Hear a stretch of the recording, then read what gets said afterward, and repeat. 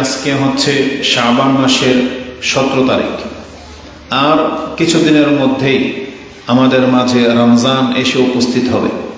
পৃথিবীতে যারা বেঁচে আছে, যারা বেঁচে থাকবে, আমরা আল্লাহর কাছে প্রত্যাশা রাখি যে আর কয়েকটা দিন আল্লাহ এই রমজান যেন আমরা আমাদের তকদিরে পাই, সেই তৌফিক আল্লাহ তুমি আমাদেরকে দান করো। আল্লাহুম্মা বাল্লিগনা রমাদান, আল্লাহ আমাদেরকে রমজান মাস পর্যন্ত পৌঁছে দেন। ওয়াফিকনা লাইলাতুল কদর, এবং আমাদেরকে এই বছর লাইলাতুল কদর আমাদের তকদিরে আপনি পাওয়ার তৌফিক দিয়ে দেন। আমিন ইয়া রাব্বাল আলামিন। আমরা যতটা জেনেছি, শাবান মাসের সাথে রাসূলুল্লাহ সাল্লাল্লাহু আলাইহি ওয়াসাল্লাম এর একটি আদর্শ জড়িত। এই মাসটিকে তিনি নফল সিয়ামের জন্য পছন্দ করতেন, কারণ আপনারা জানেন প্রত্যেকটা ইবাদতের মাঝে ফরজ এবং নফল রয়েছে। ফরজ সালাত 5 ওয়াক্ত, তেমনি নফলের জন্য উত্তম সময় হচ্ছে তাহাজ্জুদের সময়, মানে যখন রাতের 1 ভাগ বাকি থাকে। এছাড়া সারাদিনই কিন্তু সুন্নাহ নফল রয়েছে, কিন্তু রাসূলুল্লাহ সাল্লাল্লাহু আলাইহি ওয়াসাল্লাম বা আল্লাহ সুবহানাহু ওয়া তাআলা ওই সময়টাকে বেশি মূল্যায়ন করেছেন। ঠিক তেমনি প্রত্যেক মাসেই সিয়াম রয়েছে, কিছু নফল সিয়াম, আইয়ামে বীজ, সোমবার, বৃহস্পতিবার। এমনিতেও রাসূলুল্লাহ সাল্লাল্লাহু আলাইহি ওয়াসাল্লাম প্রত্যেক মাসে কিছু না কিছু দিন সিয়াম রাখতেন, কিন্তু নফল হিসেবে তিনি শাবান মাসটাকে সবচেয়ে বেশি প্রাধান্য দিতেন এবং তিনি পছন্দ করতেন। এই মর্মে আয়েশা রাদিয়াল্লাহু তাআলা আনহা থেকে যেই হাদিসটি যেই ভাষায় এসেছে, তা ইমাম আহমদ এবং ইবনে খুজাইমা, ইমাম নাসাই, আবু দাউদ প্রমুখ তারা উল্লেখ করেছেন। আয়েশা রাদিয়াল্লাহু তাআলা আনহা তিনি বলতেন, কানা আহাব্বু শুহুরি ইলা রাসূলিল্লাহি সাল্লাল্লাহু আলাইহি ওয়াসাল্লাম আইয়াসুমাহু শাবান সুম্মা ইয়াসিলু বিরমাদান। রাসূলুল্লাহ সাল্লাল্লাহু আলাইহি ওয়াসাল্লাম তিনি পছন্দ করতেন শাবান মাসে সিয়াম রাখতেই থাকবেন, রাখতে রাখতে গিয়ে রমজানে পৌঁছতেন। মানে আমরা হয়তো 2-1টা রাখি, কিন্তু রাসূলুল্লাহ সাল্লাল্লাহু আলাইহি ওয়াসাল্লামের নিকট এটা পছন্দনীয় ছিল, তিনি সিয়াম রাখতে রাখতে রমজানে পৌঁছতেন। আইয়াসিলু বিরমাদান, এভাবে তিনি রমজানে পৌঁছতেন। আবু দাউদে হাদিসটি 2431, ইবনে খুজাইমাতে 2077, নাসাইতে হাদিসটি 2357-তে রয়েছে। তো বলা যায় প্রায় সব কটা দিনই তিনি সিয়াম পালন করতেন। আমি জানি যে ইতিপূর্বে আপনারা হয়তো এই হাদিস শুনেছেন, এবং রাসূলুল্লাহ সাল্লাল্লাহু আলাইহি ওয়াসাল্লাম সম্পর্কে আয়েশা রাদিয়াল্লাহু তাআলা আনহা তিনি বলতেন, কানা ইয়াসুমু শাবানা কুল্লা, কানা ইয়াসুমু শাবানা ইল্লা কালিলা। তিনি শাবান মাসের গুটি কয়েকটা দিন হয়তো ছেড়ে দিতেন ইচ্ছা করে, না হয় তিনি পুরো মাস যেন সিয়াম পালনকারী ছিলেন, এমনটা ছিলেন রাসূলুল্লাহ সাল্লাল্লাহু আলাইহি সাল্লাম। কিন্তু দেখা যাবে এই আমলের সাথে আমাদের তেমন কোনো অংশ নাই। আমরা কয়েকজন ব্যক্তি বলতে পারবো না যে 15, 16, 17 দিন আজকে চলে যাচ্ছে, আমরা কে কয়টা সিয়াম রাখতে পারলাম, কার তকদিরে কতটুকু তৌফিক হয়েছে সেটা সেই ভালো জানে। তবে আমরা বরাবর এই কথাগুলো উল্লেখ করি যাতে করে আপনার সেই বিষয়টা স্মরণে থাকে, এবং যত বেশি কোনো জিনিস নিয়ে চর্চা হবে তখন এটা অন্তরে স্মরণে থাকে, এবং স্মরণে থাকলে তখন আমল করতেও সহজ হবে। কিন্তু মানুষ যখন গাফিল হয়ে যায় তখন একটা জানাশোনা আমল তার হয়ে ওঠে না। যেমন রাসূলুল্লাহ সাল্লাল্লাহু আলাইহি ওয়াসাল্লামের একটা কথা আমি কয়েকদিন ধরে যখনই মনে পড়ে কথাটা খুব আশ্চর্য বোধ করি। রাসূলুল্লাহ সাল্লাল্লাহু আলাইহি ওয়াসাল্লাম তিনি বলেছিলেন, এই 5 ওয়াক্ত নামাজের পরে 10 বার করে, 33 বারের কথা বলা হয়নি, মাত্র 10 বার বলছে। 10 বার সুবহানাল্লাহ, 10 বার আলহামদুলিল্লাহ, 10 বার আল্লাহু আকবার, 30 বার, আর বিছানাতে 33 বার করে আল্লাহু আকবার 34 বার, তাহলে 100 বার। আর প্রত্যেক নামাজের পরে 3টা তাসবিহ 30 বার, 5 ওয়াক্তে 150 বার, আর রাত্রে হচ্ছে 100 বার, তাহলে কত? 250 বার। এই 250 বার কেউ যদি তাসবিহগুলো পাঠ করে নামাজের পরে আর বিছানায়, তার 2500 পাপ মাফ, 2500 নেকি মর্যাদা তার উঁচু হবে। কিন্তু রাসূলুল্লাহ সাল্লাল্লাহু আলাইহি সাল্লাম বলেছেন যার উপরে আমলকারীর সংখ্যা একেবারেই কম। তাসবিহগুলো আমলটা ছোট, মানে সহজ, কিন্তু রাসূল বলেছেন যার উপরে আমলকারীর সংখ্যা সব থেকে কম। তা বলছি, ইয়া রাসূলুল্লাহ, কি এমন আমল যেটা এত দামি অথচ আমলকারীর সংখ্যা কম? তখন রাসূলুল্লাহ সাল্লাল্লাহু আলাইহি সাল্লাম এই 2 ওয়াক্তের কথা বলেছেন যে তাসবিহগুলো 33 বার করে বিছানায় আর 10 বার করে সালাতে যদি কেউ 250 বার পড়ে তা তার 2500 পাপ মাফ। আর কে আছো যে তোমাদের মধ্যে সারাদিনে 2500 পাপ করো? তার মানে এইভাবে পাপকে মাফ করে দেওয়া হবে। কিন্তু রাসূল বলেছেন মানুষ এত গাফেল, তখন অধিকাংশ মানুষের দ্বারা এই কাজটা করা হয়ে ওঠে না। বলছে কেন? বলছে নামাজে শয়তান ওকে ওর বাহিরের ব্যস্ততার কথা স্মরণ করিয়ে দেয়, যেমনি ও সালাম ফিরে তেমনি ওর ব্যস্ততার দিকেও দৌড়ে। হয়তো মহিলাদেরকে স্মরণ করিয়ে দেয়, আমি তো চুলাতে এটা বসিয়ে আসছি, আমার কাপড় তো হয়তো বাহিরে, বা কোনো একটা ঘটনা, আমার স্বামী হয়তো চলে আসবে, বা বাচ্চাকে আমি ঘরে বন্দি করে রেখে এসেছি বা শুয়ে রেখেছি, পড়ে যাবে, নামাজে সব মনে পড়ে যাবে। পুরুষদের হতে পারে ব্যবসায়ী প্রতিষ্ঠান, চিন্তা চলে আসবে, অন্য কোনো চিন্তা। মানে এক কথায় নামাজের পরে সালাম ফেরানোর পরে মাত্র 10 বার পড়তে 1 মিনিটও লাগবে না, 1 মিনিটও না। কিন্তু আজকে ম্যাক্সিমাম মুসলিম, আপনি বলতে পারবেন না কবে আপনি স্মরণ করে দেখেন স্থির হয়ে আপনি 10 বার করে তাসবিহ, তাকবীর, তাহমিদ পাঠ করেছেন এবং এটা কন্টিনিউ করেন কতক্ষণ সম্ভব। দেখবেন যে অধিকাংশ মানুষ আমরা ভুলে যাই, আমরা মানে কদরই করি না। এমন এমন পেরেশানি, এমন এমন কথা স্মরণ হয়ে যায় যে আপনি ওদিকে ছুটতেছেন, মাথায় থাকে না এটা। বড়জোর অনেকে হয়তো এতটা করে যে 2 রাকাত সুন্নত পড়ে চলে যায়, তাড়াতাড়ি পড়ে নেয়, কিন্তু এই তাসবিহটা তারা পাঠ করা হয় না।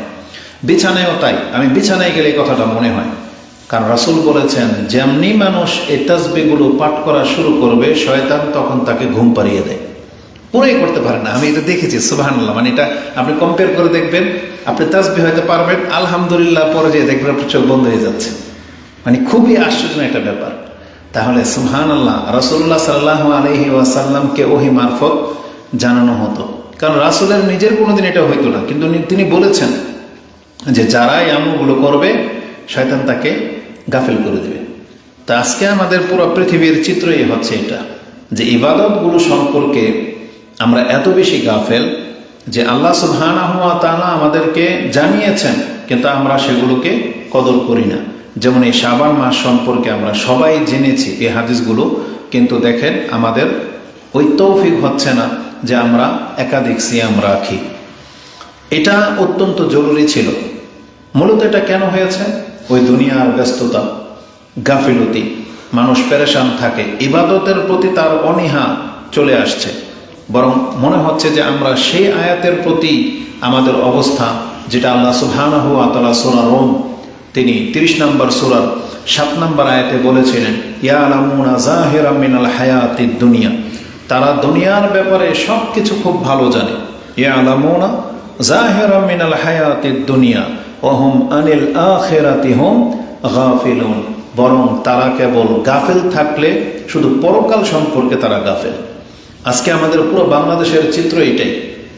আপনি দেখেন, নেটে ঢোকেন, খবরাখবর দেখেন, দেখবেন সমস্ত মানুষের একেবারে মুচি থেকে, রাস্তায় পড়ে থাকা ব্যক্তি থেকে, যারা রাস্তায় ঘুমায় তাদের থেকে নিয়ে একেবারে উচ্চপদস্থ ব্যক্তি পর্যন্ত শুধুমাত্র চর্চা একটাই, ইলেকশন।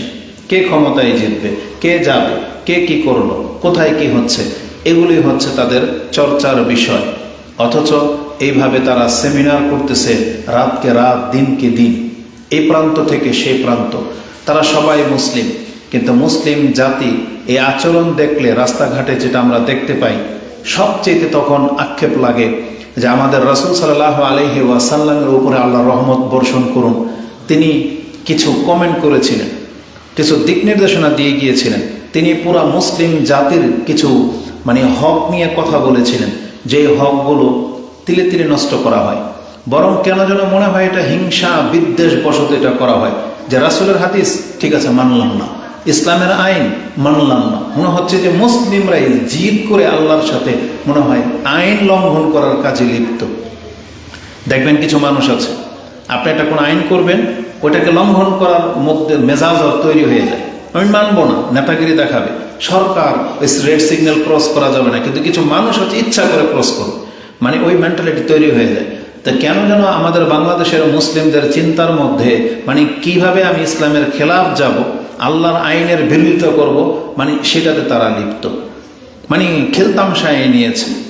রাসূলুল্লাহ সাল্লাল্লাহু আলাইহি ওয়াসাল্লাম তিনি রাস্তার হক সম্পর্কে বলেছিলেন, কেউ রাস্তা যদি সংকীর্ণতা, রাস্তা নিয়ে যদি কোনো ভেজাল লাগে তাহলে রাস্তা হবে 7 হাত।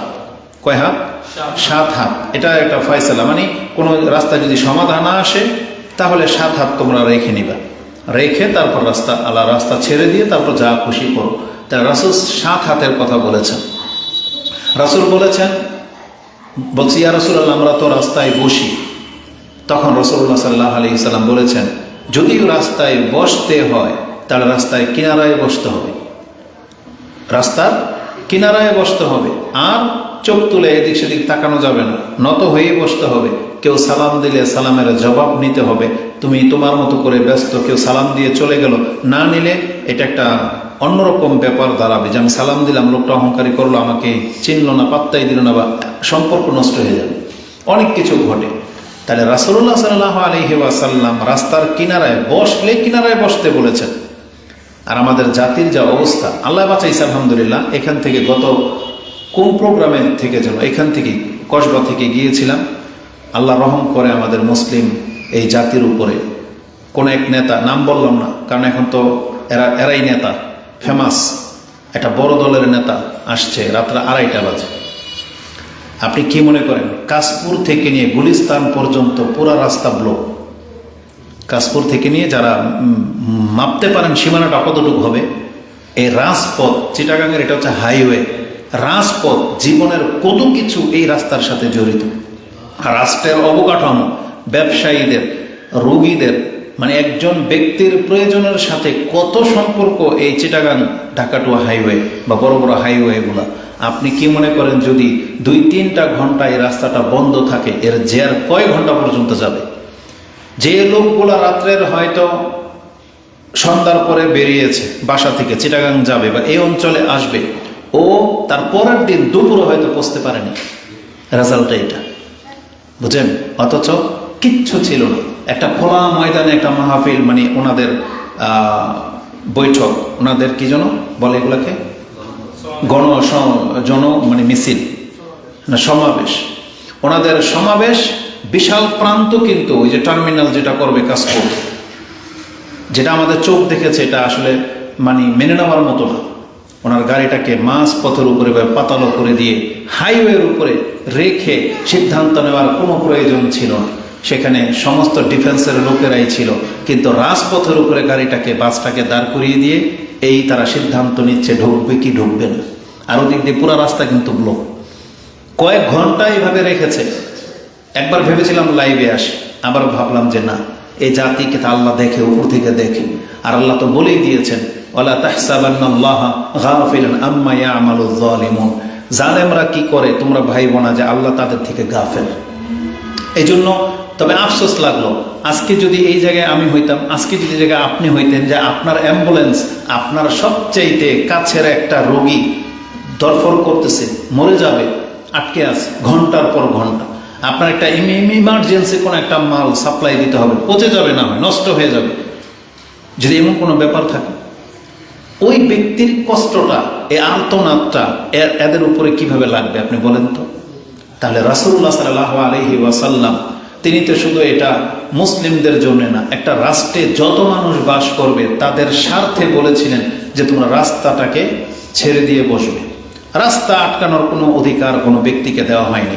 আপনি সৌদি আরবে, গালফগুলোতে যান, আমরা তো ইউরোপ চড়ি নেই, ইউরোপ তো যাইনি, কিন্তু মিডল ইস্টে তো গিয়েছি। তো মধ্যরাষ্ট্রগুলোতে আপনি গিয়ে দেখেন একটা রাস্তা কত চমৎকার করে, কত নিরাপত্তার সাথে তারা আপনার জন্য ব্যবস্থা করে রেখেছে। রাজা কি আর প্রজা কি, একই গতিতে সবাই যাচ্ছে, একই রকমের মান, কোনো রকমের কারো হ্যাসেল নেই। তাহলে এই রাষ্ট্র কবে পাবেন? অথচ আমি আর আপনিও তো মুসলিম।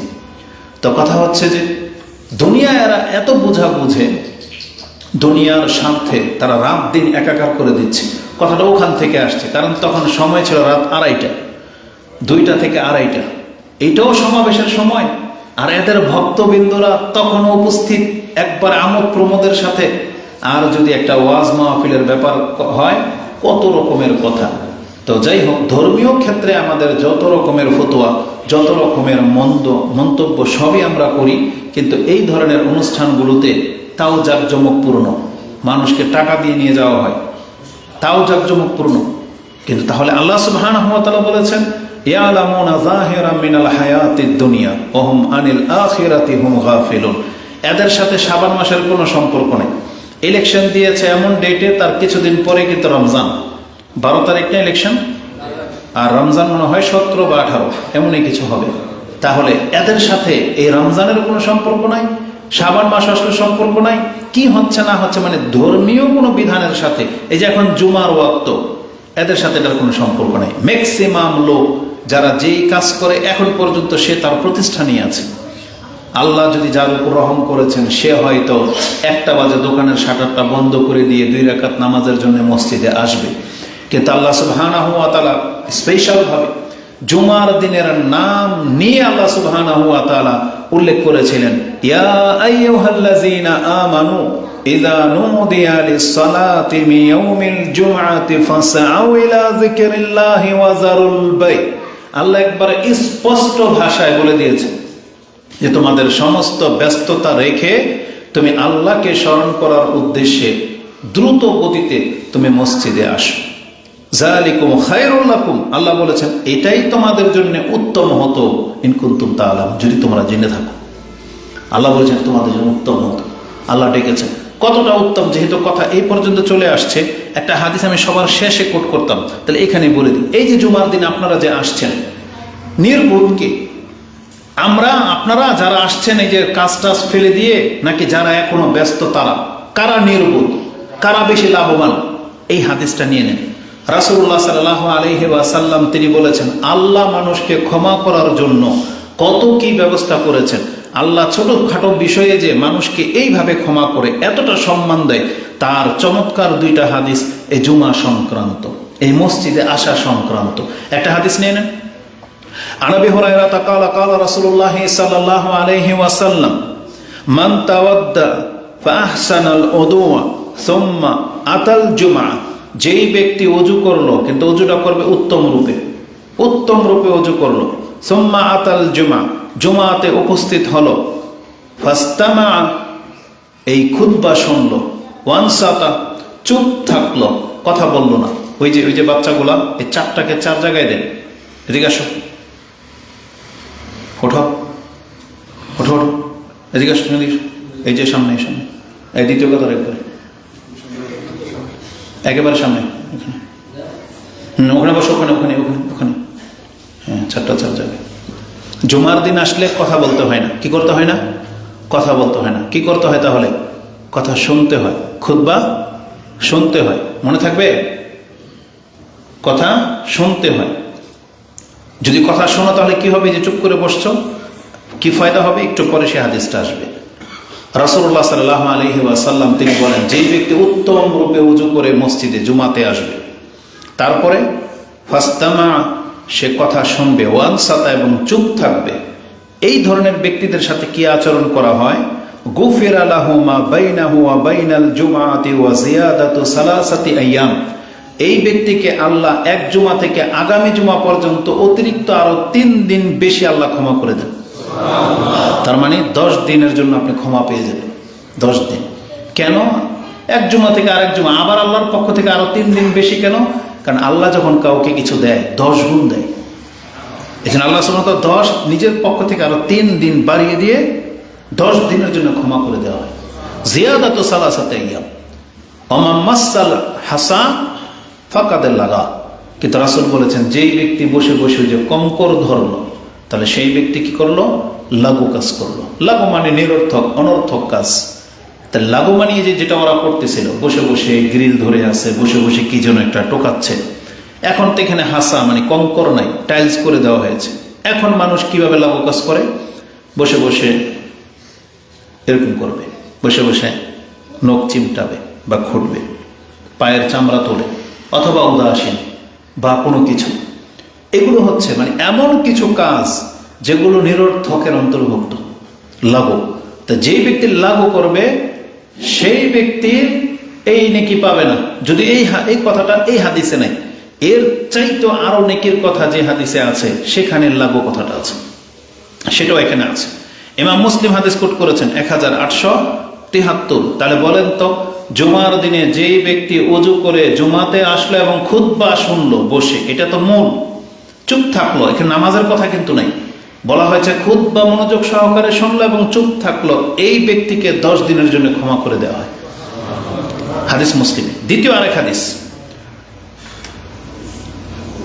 আন আউস ইবনে আউস قال سمعت رسول الله صلى الله عليه وسلم يقول من غسل يوم الجمعة واغتسل, যে নিজে গোসল করলো, এবং হাদিসের তরজমা করা হয়েছে যে অন্যকে গোসল করালো, মানে পরিবারকে, স্ত্রীকে, যাদের স্ত্রী আছে তার সাথে মানে আপনি সহবাস করলেন, তার উপর গোসল ফরজ হইল, আপনার উপর গোসল ফরজ হইল।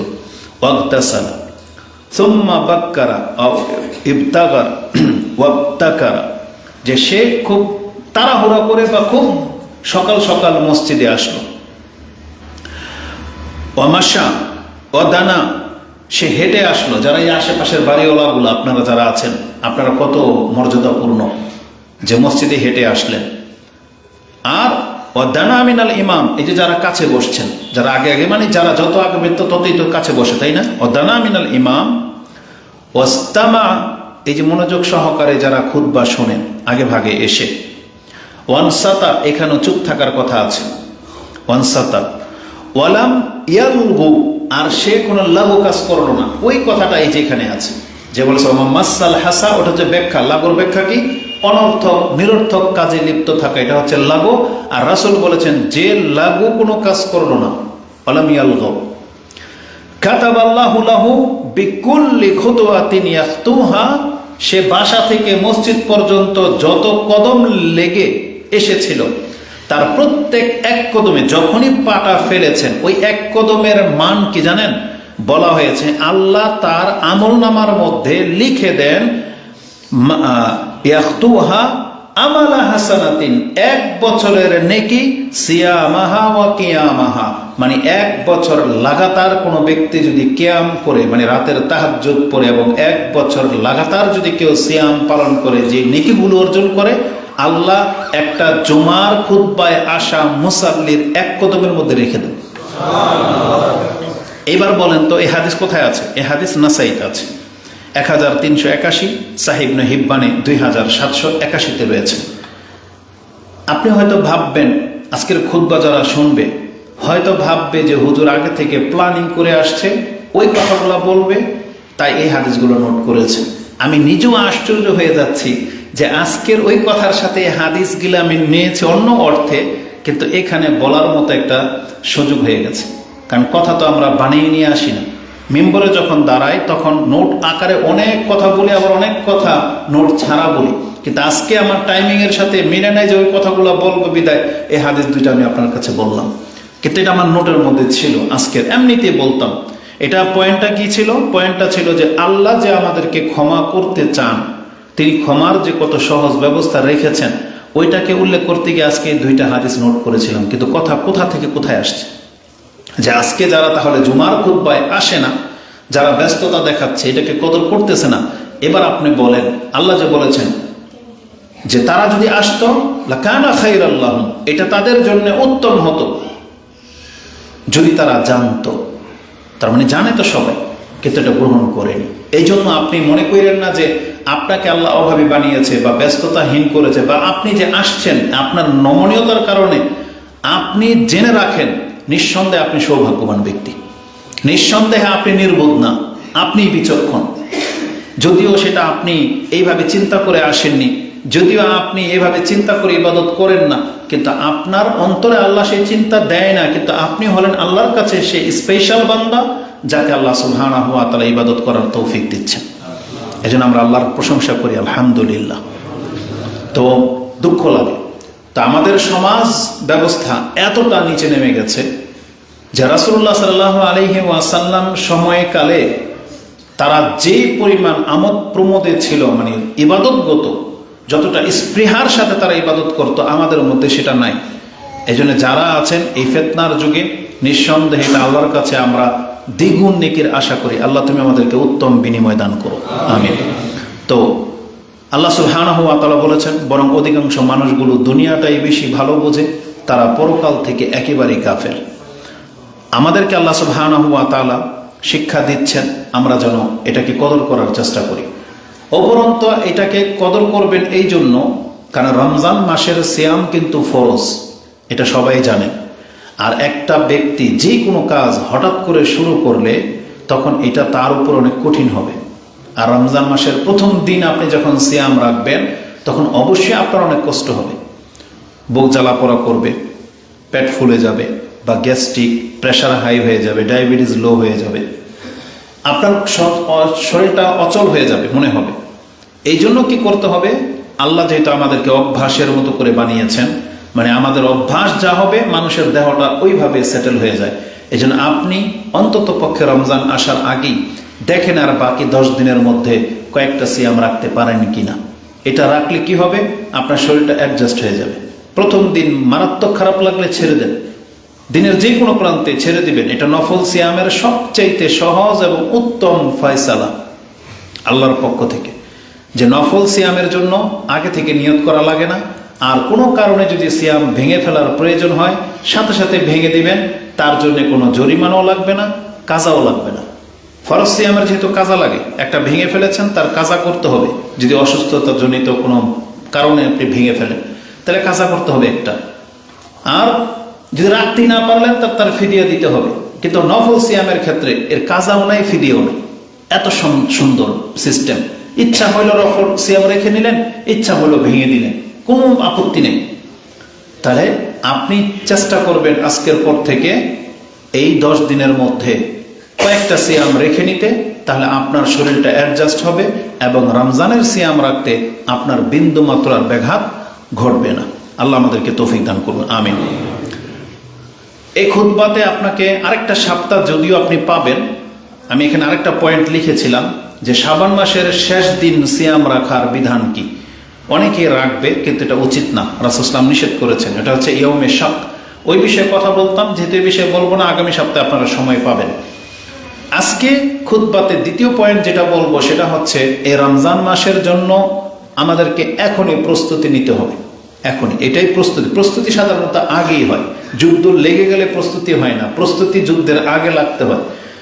প্রস্তুতি, আপনি বিদেশ যাবেন, বাড়ি কিনবেন, ঘর করবেন, বিয়ে করবেন, সব ক্ষেত্রে মানুষের প্রস্তুতি কয়েক বছর আগে থেকে সে প্ল্যানিং করতে থাকে। যারা হজে যাবে তারা আজকে কতদিন ধরে, কয়েক বছর ধরে তারা টাকা জমাচ্ছে, আর কাগজপত্র আপনার কয়েক মাস আগে থেকেই আপনারা বুকিং দিয়ে রেখেছেন হজের জন্য। তাহলে রমজানের জন্য কি কোনো প্রস্তুতি নেই? রমজানের জন্য কি কোনো প্রস্তুতি থাকা দরকার কি দরকার না?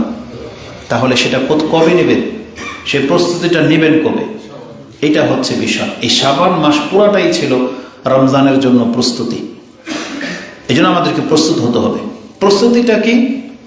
এখন থেকে আপনি রমজান সংক্রান্ত বিষয়, সিয়াম সংক্রান্ত বিষয় আপনি একটা কিতাব পড়বেন অথবা বক্তব্য শুনবেন নেট থেকে, বা মাসলা মাসাইল প্রশ্ন উত্তরগুলো শুনবেন। কারণ 1 বছর ঘুরে রমজান আসছে, এটাই স্বাভাবিক যে আমরা অনেক কিছু ভুলে গেছি। যাতে করে আমাদের সেই ভুলগুলো রমজান মাসে না হয়, সের জন্য আপনি কি করবেন, এখন থেকে কিতাব পড়বেন। বেশি জোর কোনটা বেশি জরুরি? স্বপ্ন দোষ হলে, বীর্য বেরোলে আমার হুকুমটা কি, সিয়াম কিংবা রাখতে পারবো কি পারবো না? সহবাসের ক্ষেত্রে রাত্রে সহবাস করলে আমি কতক্ষণ পর্যন্ত গোসল ছাড়া থাকতে পারবো, আমি সেহরি খেতে পারবো কি পারবো না? মেন্স হলে বা মেন্স বন্ধ হলে আমার সিয়ামটাকে আমি কি করব? ওই মাসলাগুলো আপনাদেরকে আগে থেকেই জানতে হবে। হঠাৎ করে কিছু খেয়ে ফেলেছেন, আমি এখন সিয়ামটা কি করব? আজান হয়ে যাচ্ছে, এই মুহূর্তে কি আমি এখন 1 ডুব পানি খেতে পারবো কি পারবো না? এই জিনিসগুলোকে আপনাকে এখন থেকে অ্যালার্ট হইতে হবে, জানতে হবে। কোন পর্যায়ে গেলে একজন ব্যক্তি সিয়াম ভেঙে ফেলতে পারবে, পরে কাজা করবে, কোন পর্যায়ে গেলে সেটা তাকে জানতে হবে। এগুলো যদি এখন থেকে না জানেন, হুট করে আপনার সাথে এমন একটা ঘটনা ঘটে যাবে আর আপনি ভুল মাসলার কারণে দিবেন সিয়ামটাকে নষ্ট করে, এর জন্য আপনি ক্ষতিগ্রস্ত হবেন, শাস্তিও পাবেন, আবার উপরন্তু আপনাকে কাজা করতেই হবে। তারপরে সিয়াম থাকা অবস্থায় কি করা যায় কি করা যায় না এগুলো এখন থেকে জানতে হবে, ওই সিয়ামে পাড়া দেওয়ার আগেই। এই জন্য এই এক সপ্তাহের মধ্যে আপনারা সিয়ামের কোনো না কোনো কিতাব পড়বেন অথবা শেখদের বক্তব্য শুনবেন, যেখানে তারা বিস্তারিত আলোচনা করেছেন। এটা হচ্ছে আমাদের প্রথম প্রস্তুতি। দ্বিতীয় প্রস্তুতি হচ্ছে জাকাত। এই রমজান মাস আসলেই সাধারণত মুসলিম অধিকাংশরা জাকাত দিয়ে থাকে, যদিও রমজানের সাথে জাকাতের কোনো সম্পর্ক নাই, কিন্তু মানুষের সুবিধার্থে, মানুষ সহজার্থে মানুষ রমজান মাসকে বেছে নেয়। স্মরণ রাখতেও সহজ, আমল করতেও সহজ, কারণ তখন মনটা থাকে নরম, তখন টাকা পয়সার মায়া তার অন্তরে ওইভাবে বাসা বাঁধে না, তখন তিনি জাকাত দিতে পারেন। এই জন্য রমজান মাস হচ্ছে জাকাতের মাস বলা হয়। আর এই মাসেই সাধারণত গরিবরা জাকাত খুঁজে থাকে, কারণ তারাও জানে যে এই রমজান মাসেই অধিকাংশ মানুষ জাকাত দিবে। এই জন্য যাদের জাকাত ফান্ড আছে আপনারা চাইলে সেখানে দিবেন, যেখানে জাকাত খাওয়ার মতো অবস্থা আছে সেখানে দিবেন। আপনার আত্মীয় স্বজনকে প্রথম প্রাধান্য দিবেন, যে জাকাত আপনি কাকে দিবেন। আত্মীয় স্বজনের মাঝে যারা নিতান্ত গরিব তাদেরকে প্রথম প্রাধান্য দিবেন। তারপরে এমন কোনো শিক্ষা প্রতিষ্ঠান যেখানে জাকাত খাওয়ার হক রাখে, জেনে বুঝে তারপরে দিবেন, শুধু পরিচিতির ভিত্তিতে না। আল্লাহ আমাদেরকে তৌফিক দান করুন। আর জাকাত সম্পর্কে আপনাকে জানতে হবে, কারণ জাকাতের হুকুম কিন্তু খুবই কঠিন। কারণ জাকাতকে আল্লাহ সুবহানাহু ওয়া তাআলা ম্যাক্সিমাম আয়াতে নামাজের সাথে আল্লাহ নাজিল করেছেন, নামাজের পরপরই জাকাতের কথা বলেছেন, যেই সম্পর্কে মানুষ অধিকাংশ গাফেল। এই জন্য আপনি দেখবেন লক্ষ্য করে, সাধারণত পৃথিবীর মানুষ সব থেকে বড় পাপে যেখানে জড়িয়ে যেতে পারে, সব থেকে বড় গাফেল মানুষ যেখানে হয়ে যেতে পারে, ওই বিষয়টাকে আল্লাহ বারবার উল্লেখ করেছেন। এই জন্য বারবার ইত্তাকিল্লাহ, আল্লাহকে ভয় করো, ওয়াতিউল্লাহ ওয়াতিউর রাসূল, তোমার আল্লাহ এবং তুমি তোমার রাসূলের অনুসরণ করো। কারণ এই সব ক্ষেত্রেই মানুষ সব থেকে বেশি গাফেল। আল্লাহকে ভয়ের ক্ষেত্রে, আল্লাহর আনুগত্য করার ক্ষেত্রে, যেমন সালাতের ক্ষেত্রে, এই জন্য আল্লাহ সালাতের কথা বারবার উল্লেখ করেছেন, ঠিক তেমনি জাকাত। এমন জাকাত হচ্ছে এমন চরমভাবে ফরজ যে আবু বকর রাদিয়াল্লাহু তাআলা আনহু তিনি বলেছিলেন, যেই ব্যক্তি নামাজে আর জাকাতে পার্থক্য করবে আমি তার কল্লা উড়িয়ে দিব। বুঝলেন, মানে জাকাত আর সালাতে কোনো পার্থক্য নেই। তার মানে এইভাবে ধমক দেওয়া হয়েছে যে জাকাতকে যদি অস্বীকার করলে তো কাফিরই, ছেড়ে দিলেও কাফির হয়ে যাবে। মানে এমন একটা ভাব আছে এই কথার মধ্যে। এই জন্য এটাকে হালকা করে নেওয়ার কোনো অপশন নেই আপনার। এই জন্য জাকাতের ক্ষেত্রে অবশ্যই গুরুত্বের সাথে আপনি নেন, এবং জাকাতের যেহেতু আপনি দিবেনই, এখন থেকেই হিসাবটাকে গুছিয়ে ফেলেন, যাতে হিসাব গুছাতে গুছাতে আবার রমজান চলে না যায়, আপনার যেন আবার অন্তরে লোভ না জেগে যায়। যে অনেকে প্রশ্ন করে যে আমরা তো এই যে মাত্র 1 মাস আগে 10 লাখ টাকার মালিক হইলাম, এটারও জাকাত লাগবে? হ্যাঁ, জাকাত লাগবে। আপনি যখন রমজান, আপনি যখন সাহেবে নেশাব, রমজান মাস হচ্ছে এটার মিকদার, সময়। রমজানের আগে যা আসবে সব রমজানে জমা করে হিসাব করে জাকাত দিয়ে দিবে। আবার জাকাত দেওয়া শেষ, রমজান থেকে আবার টাকা আসতে শুরু করলো, আবার আগামী রমজান পর্যন্ত আপনার কোনো চিন্তা লাগতে হবে না কোন দিন কত টাকা আসলো, ওগুলোর চিন্তা শেষ। আবার রমজান আসলে চিন্তা। এই জন্য একদিন আগেও যদি আপনি 10 লাখ টাকার মালিক হন, আপনাকে জাকাত দিয়ে দেওয়া উচিত, আর দিতেই হবে। আপনি যদি মনে করেন যে না, এটা তো 1 বছর হয়নি, তাহলে আপনি যদি শরীয়তকে নিয়ে হিটলারি করেন, শরীয়ত আপনার উপরে চেপে যাবে। তখন আপনাকে কিন্তু, যেহেতু আপনি বলেছেন যে এটা 1 বছর হয় নাই, তাহলে আজকের তারিখটা ভুইলেন না। আজকে আপনি 1 লাখ টাকার মালিক হয়েছেন, ঠিক এই তারিখটা আসলে 1 বছর হয়ে যাবে, আপনাকে ওই তারিখে জাকাত দিতে হবে। কালকে যদি আপনার কাছে আবার 10,000 টাকা আসে, লিখে রাখতে হবে এটা এত তারিখ, তারপরের দিন আবার 10,000 টাকার জাকাত দিবেন, তারপরের দিন আবার দিবেন। এইভাবে কেউ করতে পারবেন? পারবেন না।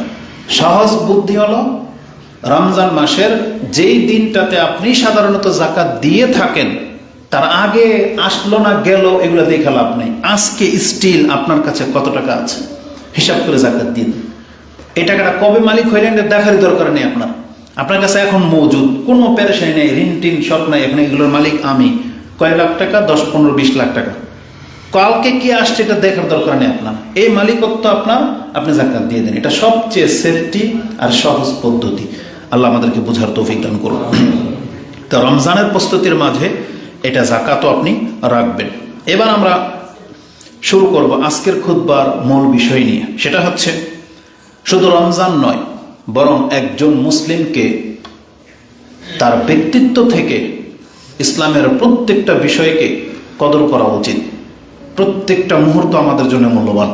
শুধু শাবান মাস বলে কথা না, শুধু রমজান মাস বলে কথা না, বরং আমাদের জীবনটা একটা আশ্চর্যজনক জীবন চলতেছে। এই ঘড়ির কাঁটা যেটা চলতেছে, আমাদের নিঃশ্বাস, হার্টবিট যেটা হচ্ছে, এটা প্রত্যেকটা হার্টবিট আমাদের জন্য মূল্যবান। আমাদের ক্ষমা, আমাদের মর্যাদা বৃদ্ধির উপায় প্রতিনিয়ত চলতেছে। এক একটা সেকেন্ড আমাদেরকে ক্ষমা করা হচ্ছে, এক একটা সেকেন্ড, এক একটা ধাপ মর্যাদাবান হওয়ার সময় চলতেছে। কারণ মুসলিম মানেই হলো সম্মানিত। রাসূলুল্লাহ সাল্লাল্লাহু আলাইহি ওয়াসাল্লাম এবং কোরআনে আল্লাহ সুবহানাহু ওয়া তাআলা আমাদেরকে এই মর্মে খুব গুরুত্বপূর্ণ দিক নির্দেশনা দিয়েছেন। কারণ ইসলামের প্রত্যেকটা বিষয়কে আমাদেরকে কেন মূল্যায়ন করতে হবে? কারণ আল্লাহ বলেছেন ইসলামের প্রত্যেকটা বিষয় হচ্ছে তোমাদের জন্য আল্লাহর পক্ষ থেকে নিয়ামত। এই যে বসে আছেন, নামাজ পড়বেন, দাঁড়িয়ে রেখেছেন, হালাল খান, হেঁটে আসলেন, এগুলো বলা হয়েছে আল্লাহর পক্ষ থেকে নিয়ামত। মানে দেখেন, জমির নিচে থেকে একটা ধাতু উঠলো, শক্ত ভারী কিছু। এটা লোহাও হইতে পারে, তামাও হইতে পারে, দস্তাও হইতে পারে, কোনো পাথর হইতে পারে, স্বর্ণ হীরা সবই হইতে পারে, হইতে পারে না? আল্লাহ সুবহানাহু ওয়া তাআলা ওই ধাতুটাকে কোনোটাকে স্বর্ণের মান দিয়েছেন, যেটাকে আমি আর আপনি স্বর্ণ হিসেবে চিনি। কোনোটাকে লোহা বানিয়েছেন, লোহার মান আপনি দিয়ে থাকেন, অ্যালুমিনিয়াম। কোনোটাকে আপনি পিতল মান দিয়েছেন, অথচ পিতল আর স্বর্ণের কালার একই, কিন্তু আপনি চিনেন বিদায় পিতলের চাইতে লোহার, স্বর্ণের মূল্য আপনার কাছে বেশি। তাহলে আল্লাহ যেহেতু নিজেই এই ধাতুর সৃষ্টিকারী, আর নিজেই যখন মান সেট আপ করেছেন, এটার মান এই, এটার মান এই, এবং আপনিও মেনে নিয়েছেন, ঠিক জেনে নেন এই পৃথিবীতে আল্লাহ মানুষ সৃষ্টি করেছেন, কিন্তু আল্লাহ সুবহানাহু ওয়া তাআলা সব মানুষকে একরকম মূল্যায়ন করেননি। আল্লাহ সুবহানাহু ওয়া তাআলা এই মানুষগুলোর মধ্য থেকে সব থেকে শ্রেষ্ঠ করেছেন মুসলিমদেরকে। যেভাবে ধাতুকে পৃথক করা হয়েছে স্বর্ণ থেকে, ঠিক মানুষের মধ্য থেকে পৃথক করা হয়েছে মুসলিমদেরকে। আর মুসলিমদের মাঝে আল্লাহ আরো বেশি গ্রেড দিয়েছেন যারা শক্তিশালী মুমিন, যারা শক্তিশালী মুমিন, যাদের ঈমান দুর্বল না, যখন তখন পাপ করে ফেলে তারা না, যারা আল্লাহর বান্দা, আল্লাহর হালাল হারাম মেনে চলে, তাদেরকে আল্লাহ সবচেয়ে বেশি মূল্যায়ন করেছেন। তাদেরকে আবার আল্লাহ মুসলিম বলেন নাই, তাদেরকে আল্লাহ আবার মুত্তাকি বলেছেন। আপনি বিষয়টা ভাবেন, প্রত্যেকটা শব্দের সাথে এক একটা গুণ জড়িত, একটা মান জড়িত। আর আল্লাহ বলেন না এই কথা জান্নাত আমি মুসলিমদের জন্য সৃষ্টি করেছি, মূলত মুসলিমরাই জান্নাতে যাবে।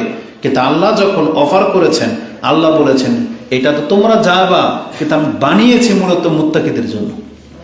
বুঝেন, আল্লাহ বলেছেন একটা মুত্তাকিদের জন্য বানিয়েছি, উইদ্দাত লিল মুত্তাকিন। যেমন আল্লাহ সুবহানাহু ওয়া তাআলা সূরা আলে ইমরান শুরুতে যে আয়াতটা আমি পাঠ করেছিলাম, তাতে আল্লাহ বলেছেন ওয়াসারিউ ইলা মাগফিরাতিন মির রাব্বিকুম ওয়া জান্নাতিন আরদুহাস সামাওয়াতু ওয়াল আরদ। তোমরা আল্লাহর ক্ষমা এবং জান্নাতের দিকে দৌড় দাও, ওইটা পাওয়ার জন্য তাড়াহুড়া করো, দুনিয়া পাওয়ার জন্য না। কিন্তু আমরা আল্লাহ সুবহানাহু ওয়া তাআলার এই কথার কোনো কদর করিনি।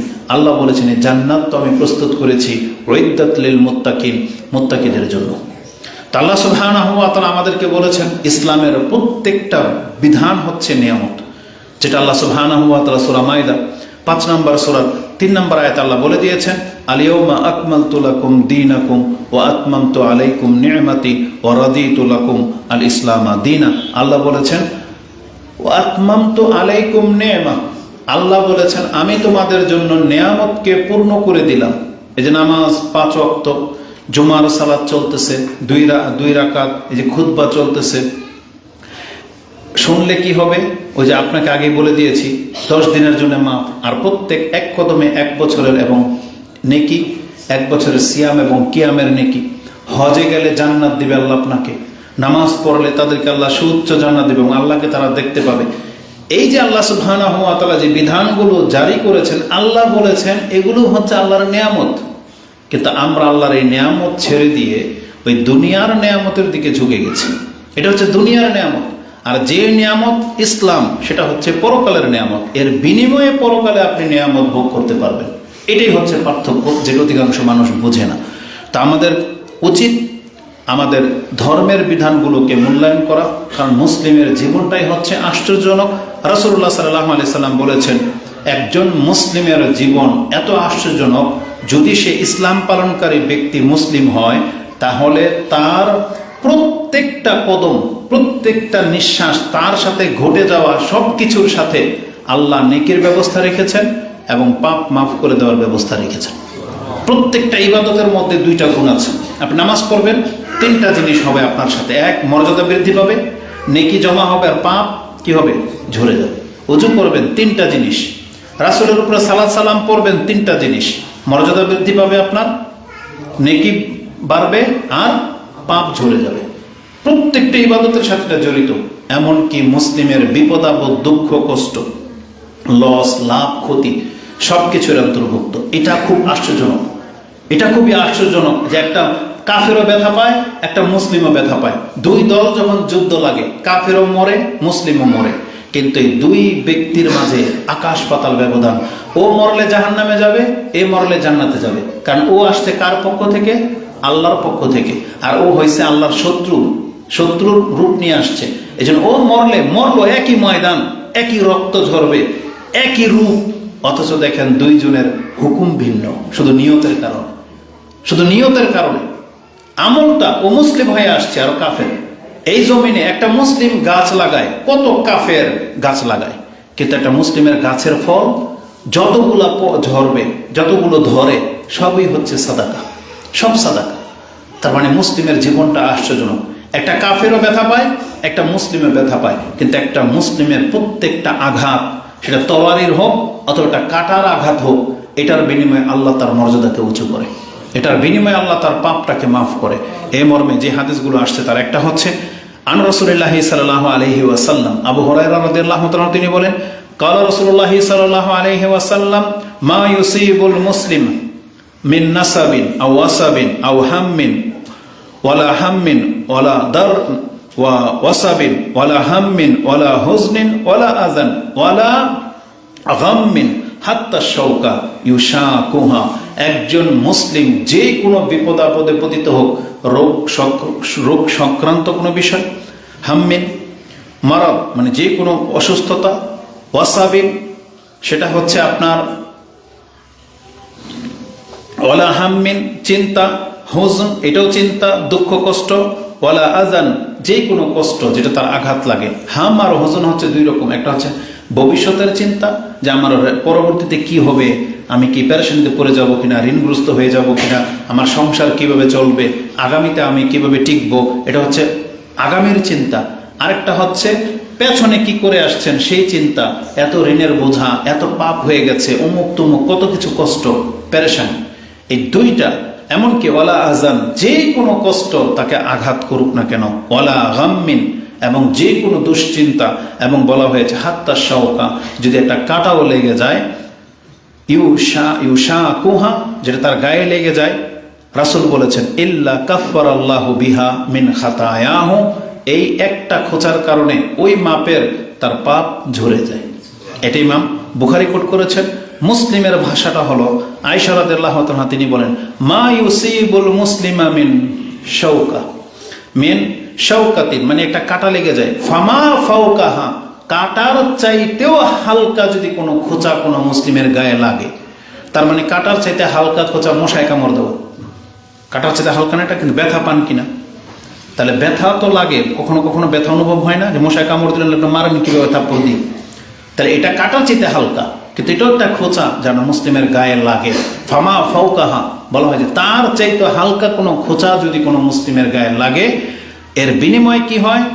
ইল্লা ফাকানা খায়রাল লাহু ওয়া ইন আসাবাতহু, এটা কানা হাত্তা আনহু বিহা খাতিয়াতান, আল্লাহ এর বিনিময়ে তার পাপটাকে মাফ করে দেন। আর অপর বর্ণনায় আসছে কুফিরা বিহা মিন খাতায়াহু, আরেকটা বর্ণনা আসছে ইল্লা রাফাহুল্লাহু বিহা দারাজাত, তাহলে এর বিনিময়ে আল্লাহ তার একটা দারাজাত উঁচু করেন এবং তার একটা পাপকে আল্লাহ মাফ করে দেন।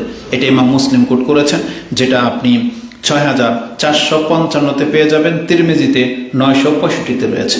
তার মানে একটা মুসলিমের জীবনের প্রত্যেকটা ইবাদত, প্রত্যেকটা বাক্য তার মুখ থেকে যে উচ্চারণ হয়, সুবহানাল্লাহ, আলহামদুলিল্লাহ, লা ইলাহা ইল্লাল্লাহ, এই বাক্যগুলো এগুলো সবই তার মর্যাদাকে উঁচু করে, তার গুনাহ খাতাকে মাফ করে এবং তার নেকি বৃদ্ধি পায়। আর নেকির মান কি বলছে? মিজানের পাল্লা ভরে যাবে। আমরা সেদিকে যাব না, তাহলে অনেক লম্বা হয়ে যাবে আজকের বক্তব্য। তো আমি যেটা দেখাতে চেয়েছি, একটা মুসলিমের জীবন খুবই আশ্চর্যজনক। ইসলাম পুরোটাই হচ্ছে নেয়ামত। যে যতটুকু ইসলাম পালন করতেছেন সে ততটা নেয়ামতের মাঝে আছেন। আল্লাহ যেন আমাদেরকে কথাগুলো বোঝার তৌফিক দান করে। যদি আমি আল্লাহ সুবহানাহু ওয়া তাআলার কথাই বলি, তাহলে এক কথায় আল্লাহ যেটা বলেছেন, ওয়া ইন তাউদ্দু নি'মাতাল্লাহি লা তুহসুহা, তোমরা যদি আল্লাহর অনুগ্রহগুলোকে গণনা করতে থাকো, তোমাদের উপরে আল্লাহ কি অনুগ্রহ করেছেন, লা তুহসুহা, তাহলে তুমি গুণে কোনোদিন শেষ করতে পারবে না। এটা আল্লাহ আমাদেরকে জানিয়েছেন, যেটা আপনি সূরা ইব্রাহিম 7 নম্বর আয়াতে আপনি পেয়ে যাবেন। ওয়াইন না, ওইটা আপনি পাবেন ওয়াইস্তাযান, এটা শুকরিয়া আদায়ের আয়াত, ওটা আপনি পাবেন সূরা নাহলে পাবেন। হয়তো আমি এটা এমনি বলে দিয়েছি, আয়াতটা এখানে উল্লেখ করা হয়নি, সূরা নাহলে আছে 16 নম্বর সূরাতে আল্লাহ বলেছে, সম্ভবত 18 নম্বর আয়াতে পেতে পারেন। আল্লাহ বলছেন, ওয়া ইন তাউদ্দু নি'মাতাল্লাহি লা তুহসুহা, তোমরা আল্লাহর নিয়ামতকে গণনা করলে গুণে কোনোদিন শেষ করতে পারবে না। এই জন্য আমাদের কি করতে হবে? আমাদেরকে আল্লাহর শুকরিয়া আদায় করতে হবে। আর বিপদ আপদে যারা আছেন তাদেরকে ধৈর্য ধারণ করতে হবে, কারণ বিপদ আপদওয়ালা ব্যক্তি ধৈর্যের মাধ্যমে আল্লাহর সন্তুষ্টি পাবেন। আর পয়সাওয়ালা যারা আছেন তারা আমোদ প্রমোদের চেয়ে আপনি শুকরিয়া আদায় বেশি করার চেষ্টা করেন, তাহলে এটা আপনার জন্য আল্লাহর পক্ষ থেকে অনুগ্রহ স্বরূপ হয়ে যাবে। কিন্তু আমাদের চরিত্র হয়ে গেছে উল্টা। আমরা পয়সাওয়ালা বা স্বাচ্ছন্দ্য পেলে আমোদ প্রমোদ বেশি করি, শুকরিয়া আদায় করি না। আর যদি কোনো বিপদ আপদ অভাবে পড়ি, তখন আল্লাহকে উল্টা আরো দোষারোপ করি, গালাগালি করি, ধৈর্য নেই। আমরা তখন আরো বেশি গিয়ে পাপ করি। এটা মোটেও উচিত নয়।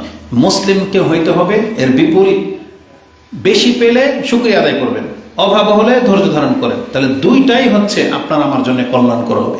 এই মর্মে ইকরিমা রাহিমাহুল্লাহর একটা উক্তি সামনে চলে আসছে, খুব চমৎকার করে তিনি বলেছেন, লাইসা আহাদুন ইল্লা ওয়া হুয়া ইয়াফরাহু ওয়া ইয়াহজুন, পৃথিবীর এমন কোনো মানুষ নাই, এটা সবারই ফিতরত, সে হয় উৎফুল্ল হয় আর না হয় ব্যথিত হয়। সব মানুষের নেচার, শুধু আপনি আর আমি না। টাকা পাইলে সবাই খুশি, অভাবে থাকলে সবাই দুঃখিত, এটা হচ্ছে মানুষের নেচার। তিনি বলছেন, লাইসা আহাদুন, এমন কেউ নাই, সবার চরিত্র এটাই, ইল্লা ওয়া হুয়া ইয়াফরাহ আও ইয়াহজান, সে হয় আনন্দিত হয় আর না হয় দুঃখিত ব্যথিত হয়। কিন্তু আমরা কি করব? ওয়ালাকিন, তিনি বলেছেন, বরং আমাদের উচিত ইয়াজআল ফারহা শুকরান ওয়াল হুজনা সাবরান, বরং একজন মুসলিমের উচিত তার উৎফুল্ল না হয়ে শুকরিয়া আদায় করা আর ব্যথিত না হয়ে ধৈর্য ধারণ করা। এটা হইতে হবে মুসলিমদের গুণ। তাহলে কি হবে? আল্লাহ সুবহানাহু ওয়া তাআলা আমাদেরকে আরো বেশি দিবেন। যে একটা হাদিস বলেছিলাম ইমাম মুসলিমে, যে রাসূল বলেছেন, আজাবান লি আমরিল মুমিন ইন্না আমরুহু কুল্লুহু খায়র, একটা মুসলিমের জীবন পুরোটাই হচ্ছে কল্যাণকর। ওই হাদিসের মধ্যে কথাটা আছে। আমরা অধিকার যেতে চাচ্ছি না। আমরা শুধু আমাদের পয়সাওয়ালাদেরকে, ধর্নাঢ্য ব্যক্তিদেরকে এতটাই বলবো, যেই কথাটা কারুনকে তার জাতি বলেছিল, আমরা আপনাদেরকে কথাটাই বলবো, পয়সা হয়েছে, আমোদ প্রমোদে না গিয়ে আপনি শুকরিয়া আদায় করেন। আল্লাহ সুবহানাহু ওয়া তাআলা আপনাকে যে ইহসান করেছে, আপনি এর বদলায় ইহসান মানে উত্তম কাজ করেন, এবং আপনি ফাসাদকারী হয়েন না।